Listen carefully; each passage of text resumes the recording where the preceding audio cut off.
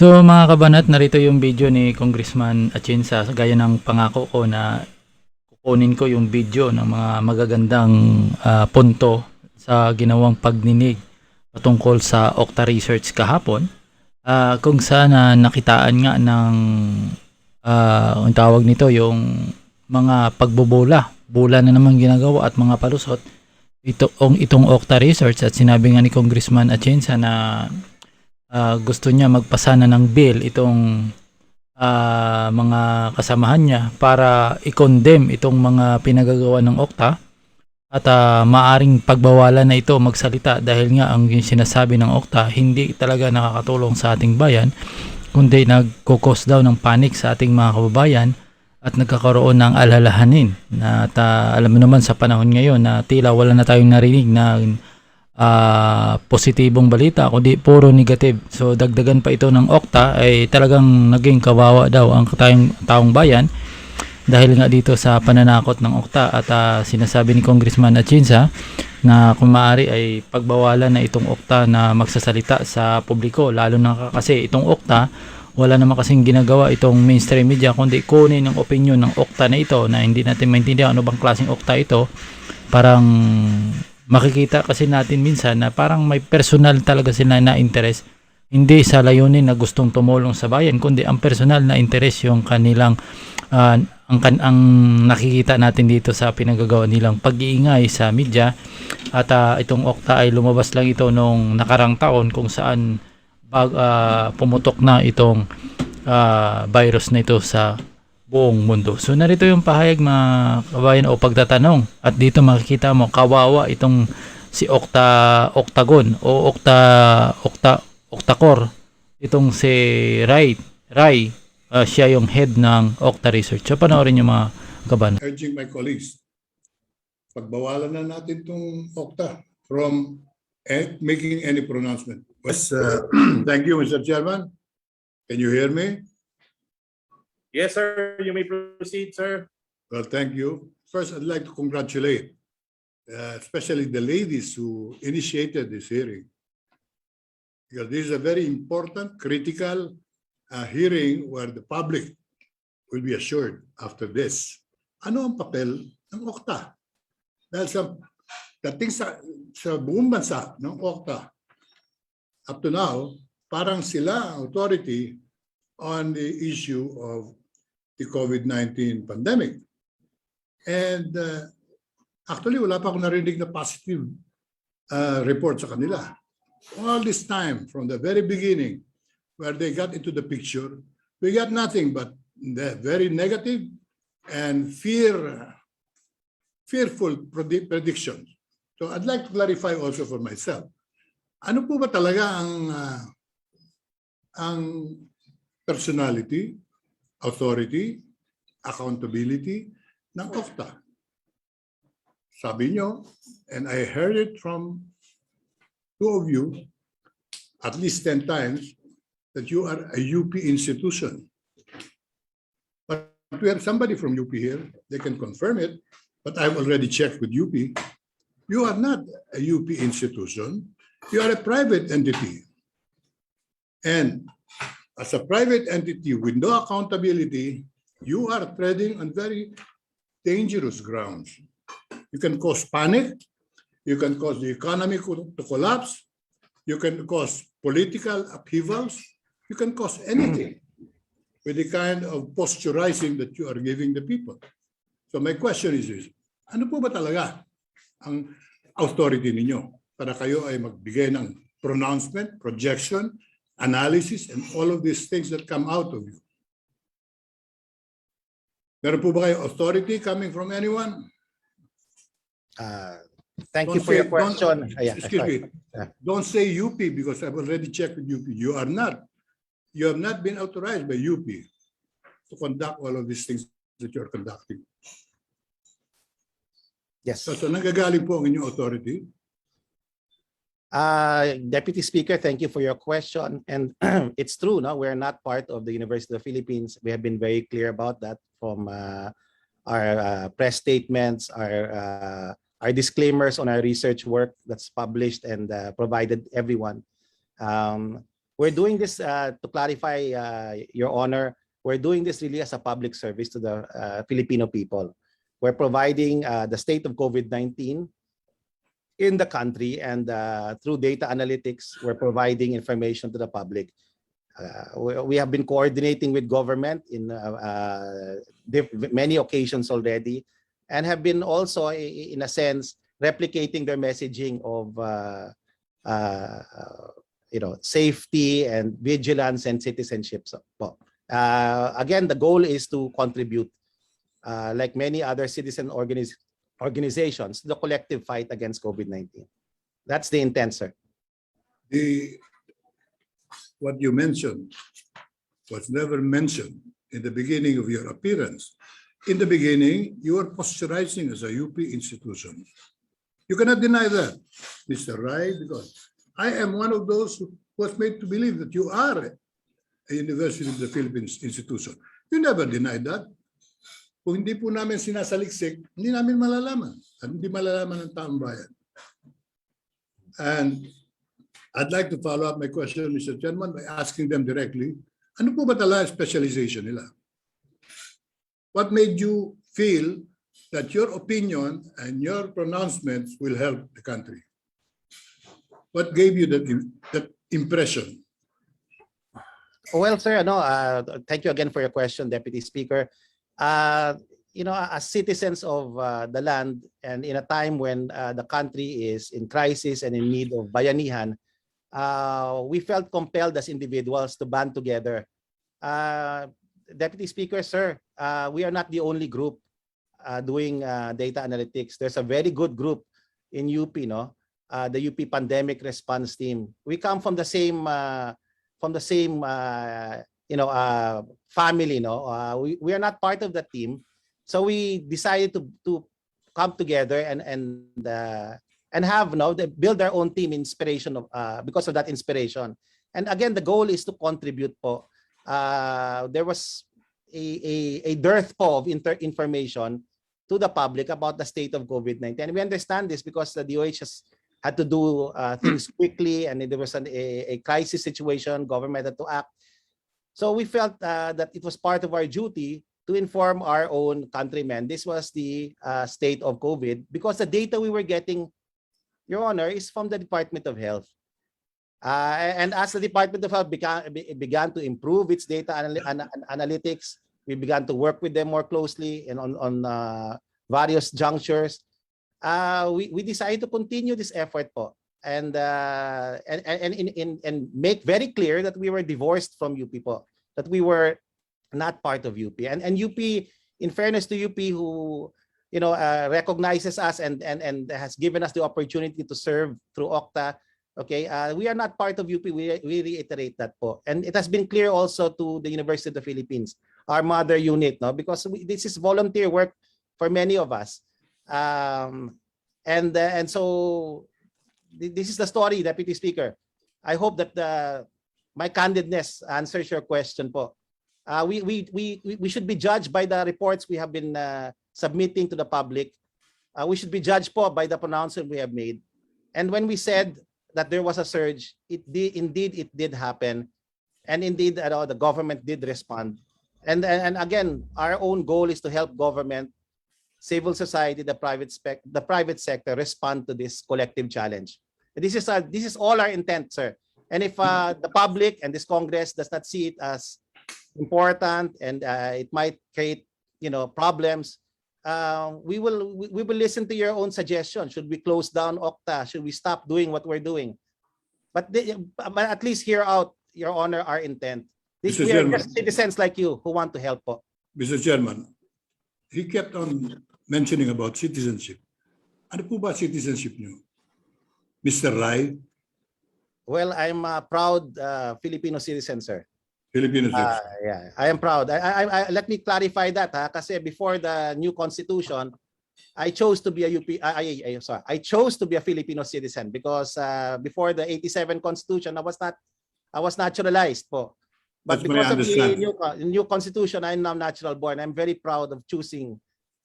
Yeah. That's my understanding, that you are a naturalized Filipino. Anyway, Yes. would you say that the Philippines now and the world is at war with the epidemic Yeah. COVID-19. Yes, We are at war. we are at war. Yeah, We I are agree. we are in state of emergency. Yeah. Correct. So in a state of war and emergency, can anybody just declare something and proclaim whatever they believe in? Lalo-lalo na kung makakasama sa interes ng taong bayan. Siguro dapat meron tayong konting prudence. Kung ano ba yung finding nyo, pataanin nyo sa Department of Health, sa gobyerno. Hindi kayo nagsasalita as if you were commissioned. And you say now that you have never been commissioned. And you have no authority as you have never been given an authority. So could you do it so that whatever your studies are, pataanin nyo sa Department of Health. Doon lang kami nakikinig. At ayokong merong Tom, Dick, and Harry with the best intentions coming out with his own findings. That is not allowable in war or in a state of emergency. Nobody speaks but one voice. Pero dito sa atin, Octa seems to be a bigger voice than the DOH itself. And you say you have been accurate in your projections. I dare to disagree. Because many times you have said that magkakaroon ng surge, meron ng surge, maraming mamamatay. Those are very, very critical statements, Mr. Rai. It will not come from a Filipino to scare the Filipinos out of their wits. And Filipinos today are all afraid to even do anything because of Octa, not even because of DOH. So, ano po ang inyong gagamiting authority after this hearing that everybody knows now that you have no such authority at all? Anong gagawin po ninyo? Kaya tatanungin ko, what do you intend to do? Your Honor, we intend, as we have done in the past, to coordinate even more closely with the national government. Just to be transparent and accountable, we have been coordinating po. We have been coordinating with the business sector. We have been coordinating with our mayors. It's on record po. There are meetings po. And you know, we truly respect your opinion on this issue, Deputy Speaker. But again, we have and continue to have the best intentions. And sir, we have only made projections about surges 3 times in the last year or so. And it turned out to be accurate, largely accurate po. Do you agree that in war and in a state of emergency, nobody should speak but one voice? Tama po ba yun? Mali yung aking appreciation. I respect your opinion on this issue, sir. No, it's not an opinion. It's not an opinion. It's a basic theory that's exercised by all over the world. They don't have an Octa springing out of somewhere, of nowhere, and all of a sudden controlling the information dissemination about the pandemic. Dito lang po nangyayari dito sa atin yan. Dito lang po. Nire-research ko yung mga ibang bansa. Wala po silang pinayagang katulad ninyo. So I'd like to ask you, do you think you're doing a great service to the people? Or you may not even be doing any service at all? I'd like to believe we're doing a great service, Your Honor. I like to believe that in a small way, we are contributing just like other science or independent scientists around the country. And there are many of us, sir. If Octa will need to adjust, you will have to adjust also. They'll also have to adjust. There are many citizens groups who are providing research.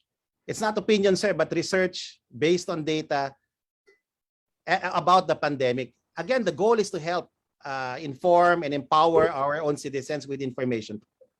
But you agree that there should only be one voice in a I period agree. of I agree. emergency. I agree. I agree, Your Honor. The government is in charge, and Correct. we should listen to them. It is not Octa. It is not Octa. Correct. Okay. Now, you are primarily a medical research group, as you have said.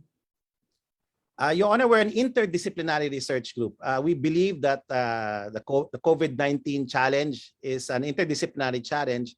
And so we need scientists, social scientists, doctors, natural scientists, mathematicians like my colleagues, biologists to come together to make sense of the complexity that we are challenged with. So this is what we think of as the role of Octa to bring scientists together, to work together with government, the private sector, and civil society in the collective effort to respond to this pandemic. Mr. Rai, Mr. Chairman, the Octa head just mentioned all the scientists that they have. I did not hear him say that they have a political scientist in the group.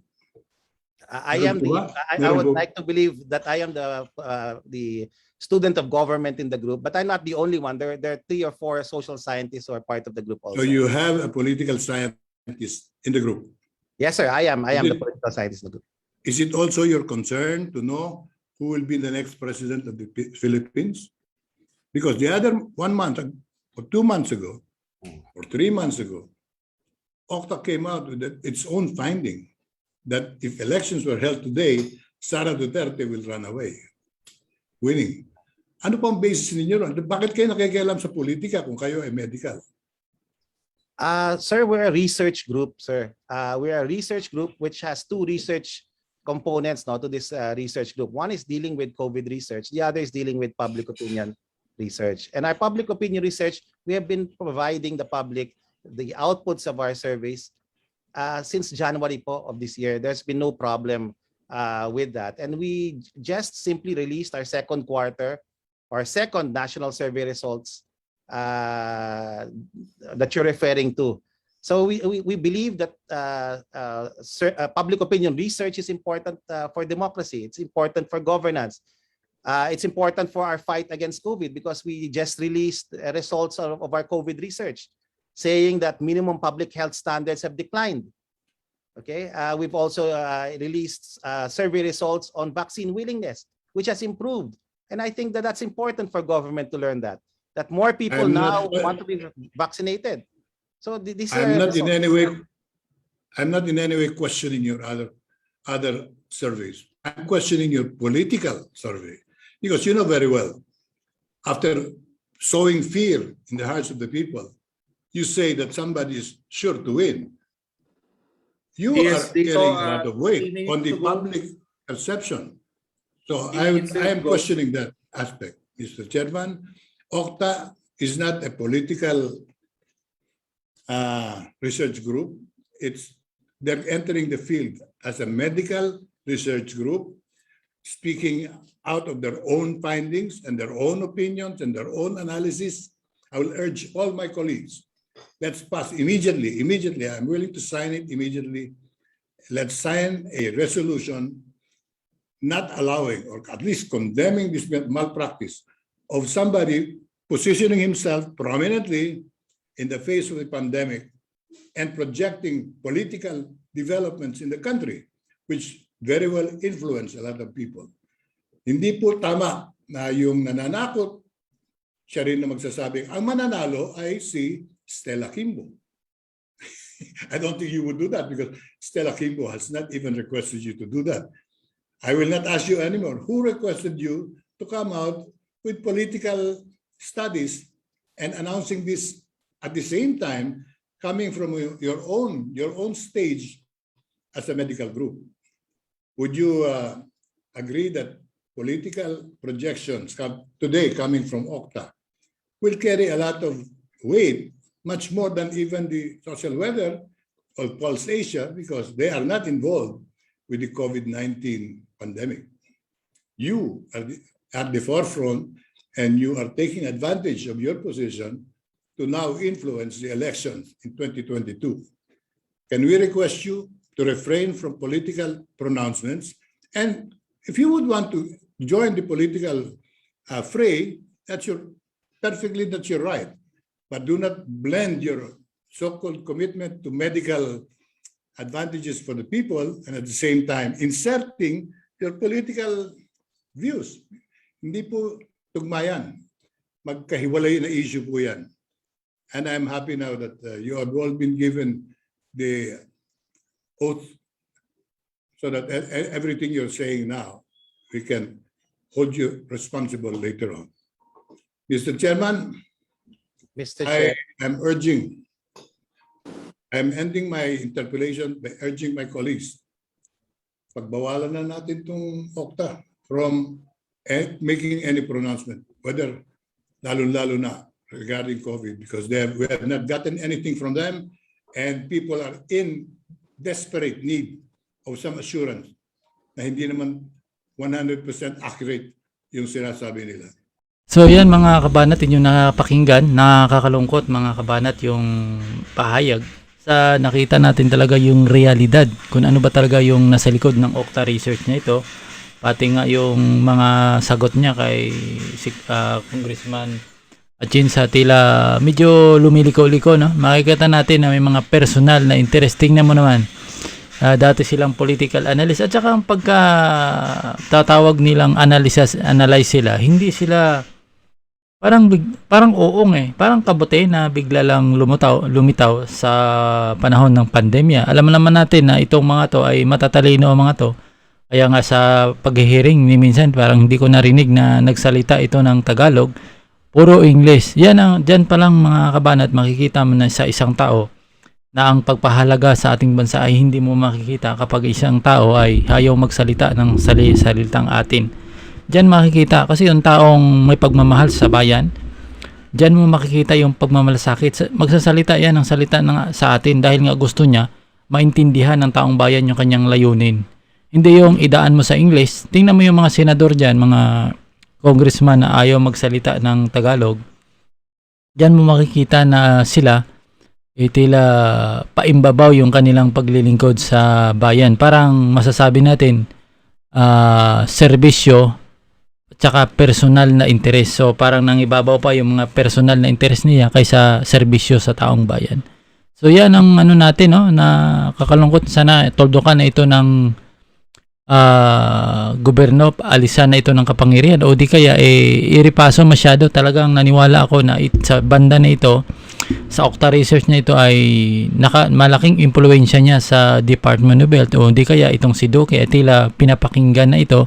Mayroon kasi ako nakitang post din nakaraan na itong Octa research ay kinukonsider ng palasyo na bilang kukunan nila ng source ng kanilang gagawin.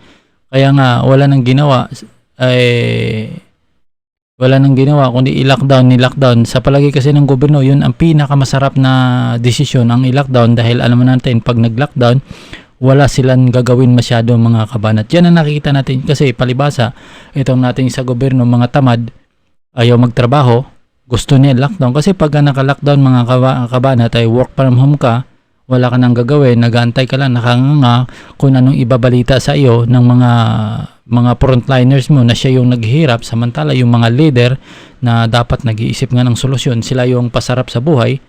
At dapat ang mga yan i-try isabak doon sa talagang duty na So yan ang nakikita natin tuwing lalabas sila sa media, lalabas ang kanilang press conference. Tinitingnan ko kasi, di ba, araw ng Martes dapat mayroon talk to the people si President Duterte, tila hindi ko nakita. So hanapin ko kung nagkaroon ba ng talk to the people kagabi, o parang yung tinatawag na report sa bayan, pero hindi ko nakita kung talagang bang nagkaroon na sila ng kumbaga pag lalabas ng balita kagabi, pero hindi ko nakita. Pinuntahan ko yung page ni Roque, wala ko nakitang balita doon kung saan nagkaroon ng talk to the people si President Duterte. So maraming salamat mga kabanat, abangan nyo, hanapin ko ba yung siguro ang last video ko, kasi baka magagalit kayo dahil na-upload na live ko na tapos i-upload ko ulit. Ang purpose kasi dito para makita nyo talaga yung part ng isang taong nagtatanong. Siguro ang pinakalas kong take up dong pahayag ni Congresswoman Stella Kimbo, kasi nagustuhan ko yun mga kabanat, yung mga banat niya doon na nakikita talaga na medyo nagpapalusot itong Octa research, at saka bisto na nga tila lilihis pa ng landas para makatanggap. Pero taong bayan kabisa alam na ang kulang na lang talaga yung kung paano ito ipatupad, kung paano, kasi alam naman sa ating bansa grabe yung demokrasya, no? Harap-harapan ka ng niloko pero ang demokrasya pa rin ay nangingibabaw. Yun ang mahirap sa ating bansa mga kabanat. Tila nadadaig ng demokrasya yung katotohanan talaga mga kabanat. So maraming salamat, yan ang opinion ko, at pa-subscribe, at maraming salamat sa sumusuporta sa ating channel. At least mayroong tumitingkilik sa atin, at saka ging tayo alert dito sa nangyayari at sa ginagawa ng sa ating gobyerno. Kasi pag may mali, punahin natin. Hindi naman kasi pwede na magbingi-bingihan tayo kasi kung halimbawa alam natin na mali, hindi natin pinupuna, ang ibig sabihin nun, wala tayong pake sa ating bayan. Di ba? Parang ganong sistema mga kabanat. So maraming salamat.